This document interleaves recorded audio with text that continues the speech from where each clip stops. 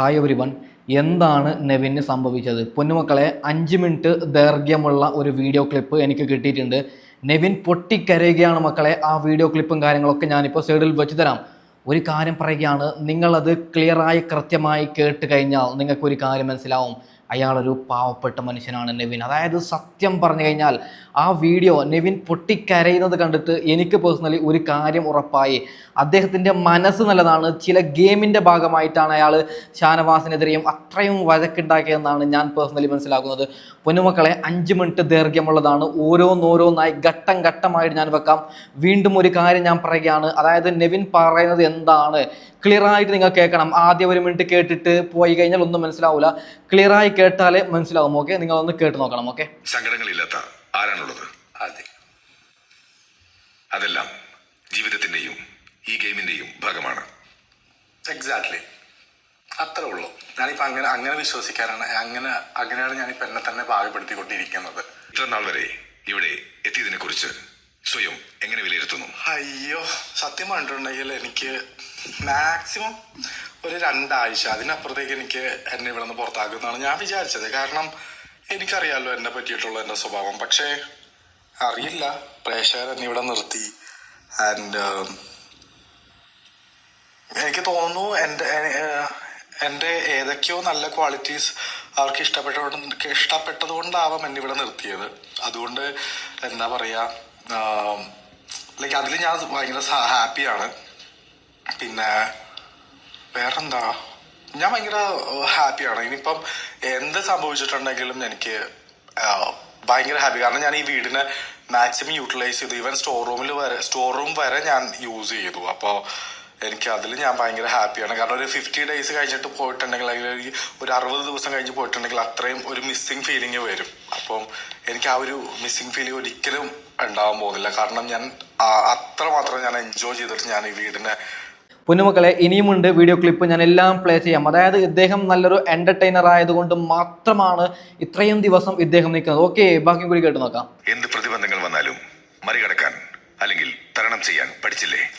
ഉറപ്പായിട്ടും ഞാനിവിടെ വന്നിട്ട് പഠിച്ചത്, ഫസ്റ്റ് ഓഫ് ഓൾ നമ്മൾക്ക് എത്ര വലിയ ലൈക്ക് ഒരു ബ്രാൻഡഡ് ആയിട്ടുള്ള ഡ്രസ്സ് ഇടണമെന്നില്ല. ഇങ്ങനെ ഫുഡ് ഒരു ലിമിറ്റഡ് ആയിട്ടുള്ള ഫുഡ് ഉണ്ടെങ്കിൽ നമുക്ക് ജീവിക്കാൻ പറ്റുമെന്ന് പഠിച്ചു. പിന്നെ എല്ലാവരും ഈക്വൽ ആണ്. ഒരു ദിവസം എല്ലാവരും മനുഷ്യരാന്ന് പഠിച്ചു. അതിനകത്ത് സെലിബ്രിറ്റീസ് ഇല്ല, ഈവൻ ഫാഷൻ കൊറിയോഗ്രാഫേഴ്സ് ഇല്ല, വ്ളോഗേഴ്സ് ഇല്ല. അങ്ങനത്തെ ഒരു ഈക്വാലിറ്റി, എല്ലാവരും ഈക്വൽ ആണെന്നുള്ളൊരു മെസ്സേജ് എനിക്ക് കിട്ടി. പിന്നെ എനിക്ക് ഏറ്റവും കൂടുതൽ സ്വന്തമായിട്ട് എവിടെ ചെന്നിട്ടുണ്ടെങ്കിലും കുക്ക് ചെയ്ത് പാകം ചെയ്ത് ജീവിക്കാനായിട്ടുള്ളൊരു ആത്മവിശ്വാസം എനിക്ക് കിട്ടി. പിന്നെ എൻ്റെ കഴിവുകളെ ഞാൻ തിരിച്ചറിഞ്ഞു. എൻ്റെ പൊട്ടൻഷ്യൽ എന്താണെന്നുള്ളത് ഞാൻ തിരിച്ചറിഞ്ഞു. ഇത് പോയിന്റാണ്. കുറേ പേര് ഞാൻ ഇൻസ്റ്റഗ്രാമിലൊക്കെ പറയുന്നത് കേട്ടു, ബിഗ് ബോസ് കൊണ്ട് എന്താണ് ഗുണം? അവർക്കെല്ലാവർക്കുമുള്ള ഉത്തരമാണ് ഈ പറയുന്ന നെവിൻ കൊടുക്കുന്നതൊക്കെ. അതായത് എങ്ങനെ നമുക്ക് ജീവിക്കാം, ഒറ്റപ്പെട്ട് എങ്ങനെ ജീവിക്കാം, അതൊക്കെ ബിഗ് ബോസിൽ നിന്ന് പഠിക്കാൻ പറ്റുമെന്നാണ് നെവിൻ പറയുന്നത്. എന്താണ് നെവിന് തുടർന്ന് പറയാനുള്ളത്? ബിഗ് ബോസ് നെവിന് സ്വയം ചിന്തിക്കുമ്പോൾ എന്തൊക്കെ പുരോഗതിയാണ് ഇവിടെ നിന്ന് ലഭിച്ചത്? എനിക്ക് പുരോഗതിയായിട്ട് തോന്നിയത് ലൈഫിനെ, അതെ ഇപ്പം നേരത്തെ പറഞ്ഞ പോലെ തന്നെ ലൈഫിനെ എത്ര വലിയ സ്ട്രഗിൾസ് ഉണ്ടെങ്കിലും നമുക്കത് ഒരു ദിവസം എല്ലാം കടന്നു പോകും. എത്ര വലിയ സ്ട്രഗിൾസ് ഉണ്ടെങ്കിലും അത് കടന്നു പോകും എന്നുള്ളൊരു തോട്ട് എനിക്ക് എൻ്റെ മനസ്സിൽ ഇപ്പം ഞാൻ തന്നെ രൂപപ്പെടുത്തി. എനിക്കത് മനസ്സിലായി.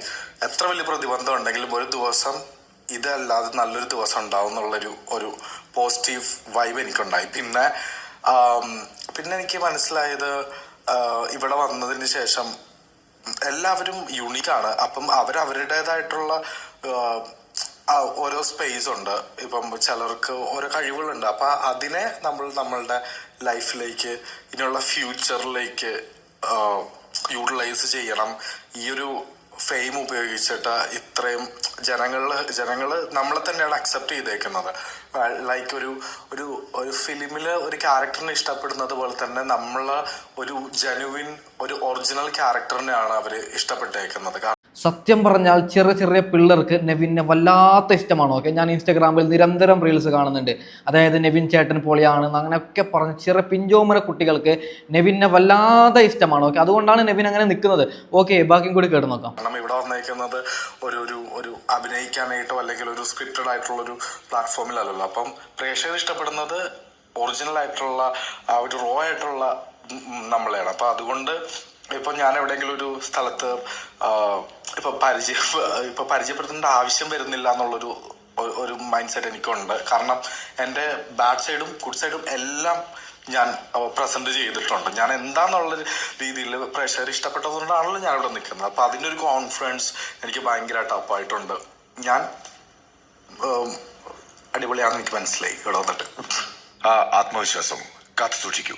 Okay Bigg Boss. Bigg Boss എന്ന് പറയുന്നത് 100 ദിവസങ്ങൾ വ്യത്യസ്തരായ ആളുകളുടെ കൂടെ പ്രേക്ഷക പിന്തുണ നേടിക്കൊണ്ട് അതിജീവിക്കുക എന്നതാണ്. അതെ, അതിൽ വിജയിച്ചുവെന്ന് നെവിൻ സ്വയം മനസ്സിലാക്കുന്നു. പൊന്നുമക്കളെ, കഴിഞ്ഞിട്ടില്ല, തുടർന്നും വീഡിയോ ക്ലിപ്പ് ഉണ്ട്, ഞാൻ പ്ലേ ചെയ്യാം. അതായത് എന്തിനാണ് നെവിനെ വിളിച്ചത്. അദ്ദേഹം കരഞ്ഞു, എന്തോ ഒരു പ്രശ്നം അദ്ദേഹത്തിന് ഉണ്ടായി, അതുകൊണ്ടാണ് അദ്ദേഹത്തെ കൺഫെഷൻ റൂമിൽ വിളിച്ചത്. ഒന്നാമത് അദ്ദേഹം ടാസ്കിലില്ല. അതായത് ഈ വീക്കിൽ ഏറ്റവും മികച്ചൊരു ടാസ്ക്കാണ് മണി ബോക്സ് ടാസ്ക്. ആ ടാസ്കിൽ നെവിൻ ഇല്ല. സത്യം പറഞ്ഞു കഴിഞ്ഞാൽ അതൊരു ചതിയായിട്ടാണ് എനിക്ക് പേഴ്സണലി മനസ്സിലാക്കുന്നത്. ഇങ്ങനെ പറഞ്ഞിട്ട് നെവിൻ ഷാനവാസിനോട് ചെയ്തത് ശരിയെന്ന് ഞാൻ പറയുന്നില്ല. അതായത് ഷാനവാസിനോട് ചെയ്തതും തെറ്റ് തന്നെയാണ്. പക്ഷേ ഇത്രയും വലിയൊരു ശിക്ഷ കൊടുക്കണോ? ഓക്കെ, എന്താണ് നെവിന് തുടർന്ന് പറയാനുള്ളത്? ഉറപ്പായിട്ടും. കാരണം ചില സമയങ്ങളിൽ എൻ്റെ പാസ്റ്റ് എക്സ്പീരിയൻസ് വെച്ചിട്ട് ഞാൻ എന്നെ തന്നെ ഡൗട്ട്ഫുൾ ആയിട്ടുള്ള ഒരു പേഴ്സൺ ആയിരുന്നു.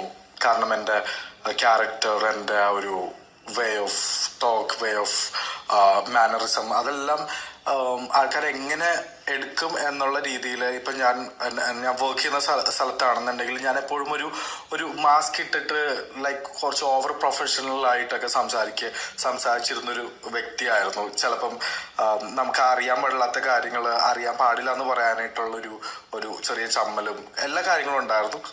ലൈക്ക് കാരണം ഞാൻ സെൽഫ് ഡൗട്ട് ആയിരുന്നു. പക്ഷെ എനിക്ക് ഇത്രയും ഒരു 8 നോമിനേഷനിൽ ഞാൻ വന്നു.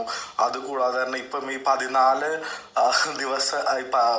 ആഴ്ചയിൽ ഈ 13ാമത്തെ ആഴ്ച വരെ ഞാനിവിടെ നിൽക്കുന്നുണ്ടെങ്കിൽ ഡെഫിനറ്റ്ലി പ്രേക്ഷകരുടെ പിന്തുണയും അവർക്ക് എൻ്റെ ആ ഒരു ക്യാരക്ടർ ഇഷ്ടപ്പെട്ടതുകൊണ്ട് ആയിരിക്കുമല്ലോ എന്താണെങ്കിൽ ഞാനിവിടെ എത്തിയത്. അപ്പം അതിൻ്റെ ഒരു കോൺഫിഡൻസ് ലെവൽ എന്ന് പറയുന്നത് പ്രേക്ഷകരുടെ ഉള്ളിൽ അല്ലെങ്കിൽ വേറെ ബാക്കിയുള്ളവരുടെ മനസ്സിൽ ഞാൻ സ്ഥാനം കണ്ടെത്തുക, അല്ലെങ്കിൽ എൻ്റെ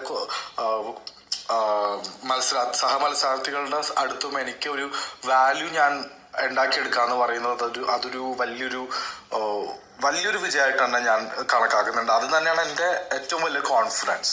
ശരി തന്നെയാണ്. നിങ്ങൾ തന്നെ നോക്കണം, അഭിലാഷ്, ഓണിയൽ സാബു, അപ്പാനി ശരത്ത്, മസ്താനി തുടങ്ങിയ എല്ലാ ഗെയിമേഴ്സും ഉണ്ടാവുന്ന സമയത്താണ് ഈ പറയുന്ന നെവിൻ പിടിച്ചിത്രയും ദിവസം നിന്നത് എന്ന് നമ്മൾ മനസ്സിലാക്കണം. അദ്ദേഹത്തിൻ്റെ ക്യാരക്ടർ പൊതുവെ, അതായത് ഒരു 25% മലയാളികൾക്ക് ഇഷ്ടമാണ്. അതുകൊണ്ട് മാത്രമാണ്, ഇല്ലെങ്കിൽ ആര്യനെ പോലെയുള്ള സ്ട്രോങ് ഗെയിമർ അവിടെ ഇരിക്കുമ്പോൾ ഈ പറയുന്ന നെവിൻ എപ്പോഴേ പുറത്താവേണ്ട ഒരു കണ്ടസ്റ്റൻ്റ് ആയിരുന്നു. അദ്ദേഹത്തെ ഇഷ്ടപ്പെടുന്ന ആൾക്കാരുണ്ട്, അദ്ദേഹത്തിൻ്റെ എൻ്റർടൈനർ ഇഷ്ടപ്പെടുന്ന കുറേ പേരുണ്ട്. ഓക്കെ,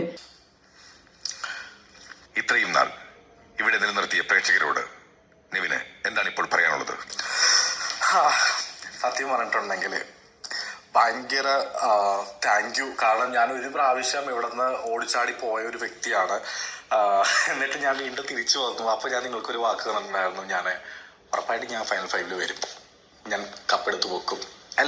എല്ലാവരുടെയും ആഗ്രഹം അത് തന്നെയാണ്. പക്ഷെ ഞാൻ എൻ്റെ ഒരു രീതിയിൽ ഞാൻ നിങ്ങളുടെ അടുത്ത് പറയുന്നത്, നിങ്ങൾ എന്നെ അക്സെപ്റ്റ് ചെയ്തു ദ വേ ഐ ആം. ഞാനൊരു എന്തും ആയിക്കോട്ടെ, ഞാൻ ഏത് രീതിയിലാണെന്നുണ്ടെങ്കിലും ഞാൻ നിങ്ങളുടെ മുമ്പിൽ ഒരിക്കലും ഞാൻ ഫേക്ക് ചെയ്തിട്ടില്ല. ഞാൻ എന്താണോ അത് തന്നെയാണ് ഞാൻ ഇവിടെ പ്രസന്റ് ചെയ്തിട്ടുള്ളത്.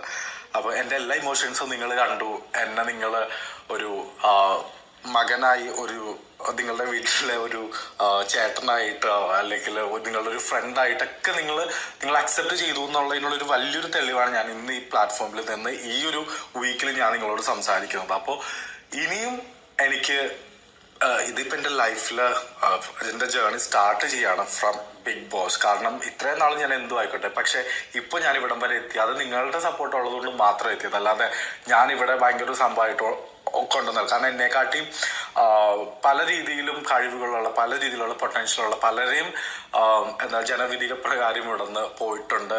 അത് ഓരോരുത്തരുടെ എൻ്റെ രീതിയിലുള്ള കാഴ്ചപ്പാട്. പക്ഷെ എന്നിട്ട് നിങ്ങൾ എന്നെ ഇവിടെ നിർത്തിയിട്ടുണ്ടെങ്കിൽ നിങ്ങൾ എന്നെ സപ്പോർട്ട് ചെയ്തുകൊണ്ട് മാത്രം. അപ്പോൾ 100% നെവിൻ പറയുന്ന കാര്യങ്ങൾ ശരിയാണ്. ഓക്കെ, ഏറ്റവും അവസാനത്തെ ഒരു ക്ലിപ്പും കൂടി കേട്ട് നമുക്ക് വൈൻഡപ്പ് ചെയ്യാം. ഓക്കെ, എനിക്ക് ഇനിയും നിങ്ങളെ സപ്പോർട്ട് വേണം പ്ലീസ്. എനിക്ക് ഇനി ഇവിടെ നിൽക്കണം, എനിക്ക് ഫൈനൽ 5 വരണം. അപ്പോൾ നിങ്ങൾ ഉറപ്പായിട്ട് എന്നെ സപ്പോർട്ട് ചെയ്യണം. ഞാൻ മാക്സിമം എൻ്റെ 100% ഞാൻ നിങ്ങൾക്ക് തന്നു കഴിഞ്ഞു, ഇനിയും തരും. അപ്പോൾ പ്ലീസ് പ്ലീസ് പ്രേക്ഷകരെ എന്നെ ഇവിടെ നിർത്തണം. അത്രേ ഉള്ളൂ Bigg Boss. Nevin, yes Bigg Boss. ഇത് സമൂഹത്തിന്റെ ഒരു പ്രതിഫലനമാണ്.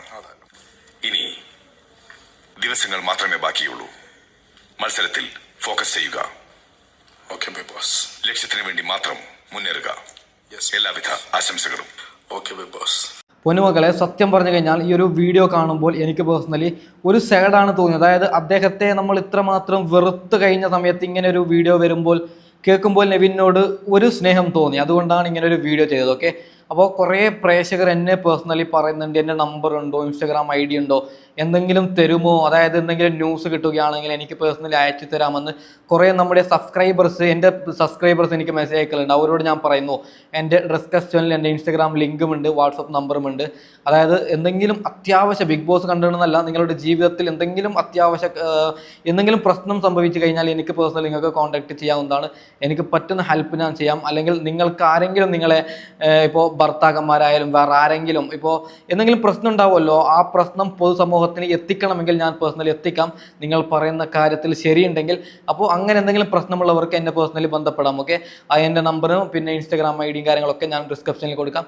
പിന്നെ ബിഗ് ബോസിൽ എന്ത് സംഭവിക്കുകയാണെങ്കിൽ നമ്മൾ ഉടൻ അടുത്ത വീഡിയോയുമായി വരാം. Okay, by.